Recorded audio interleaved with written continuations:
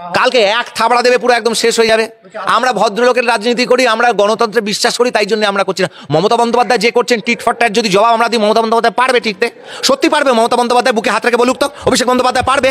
ওরা যে নোংরা রাজনীতি করছে, এই নোংরা রাজনীতি যদি আমরা নেমে আসি, শুনুন, ছোট লোক কিন্তু একটা জায়গার পরে নামতে পারবে না। ভদ্রলোক যদি ছোট লোক হয়ে যায়, সেটা কিন্তু ভয়ঙ্কর কাণ্ড হয়ে যাবে। ছোট লোক ছোট লোকই থাকবে, ছোট লোক কিন্তু বড় হতে পারবে না, তার নিচে নামতে পারবে না। এই ছোট লোকই রাজনীতিতে ভদ্রলোকেরা নামতে চাইছেন না, নামলে কিন্তু খারাপ হয়ে যাবে। ওদের যদি প্রশাসন থেকে থাকে, প্রশাসন কিন্তু আমাদেরও আছে, পাল্টা কিন্তু সব জায়গায় হবে।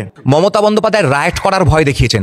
মমতা বন্দ্যোপাধ্যায়কে অবিলম্বে গ্রেপ্তার করা উচিত, করে জেলের মধ্যে ঢুকিয়ে দেওয়া উচিত। একটা রাষ্ট্রবিরোধী, দেশ বিরোধী, জাতি বিরোধী, বাঙালি বিরোধী একটা মুখ্যমন্ত্রী এত বড় কথা বলেছে, এরপরেও হাইকোর্ট, সুপ্রিম কোর্ট কি করে সুমোটো মামলা করছে না? পুলিশ কেন ওর নামে এফআইআর করছে না? সুমোটো ওকে কেন পুলিশ অ্যারেস্ট করছে না? ওকে কেন হাইকোর্ট আদেশ দিচ্ছেন না? সুপ্রিম কোর্ট আদেশ দিচ্ছেন না যে ওকে অ্যারেস্ট করা হোক? যার বাড়ির লোক 35টা প্লট কিনেছে, আরে খেতে পেত না, একটা ভিকিরি বাড়ি, একটা মিথ্যাবাদী চিটিংবাজি পরিবার, তারা 35খানা প্লট কিনেছে, কোটি কোটি টাকা সম্পত্তি বানিয়েছে, তারা অন্যকে দুর্নীতিগ্রস্ত বলছে।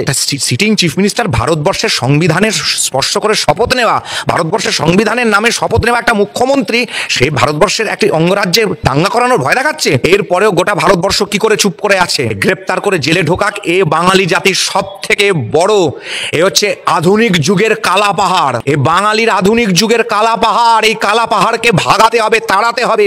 এই কালা পাহাড়কে যদি না তাড়ানো হয়, তাহলে পরে বাঙালি বাঁচবে না। আইএস আইপিএস সব কটাকে তো কিরকম কি করে নিয়েছে।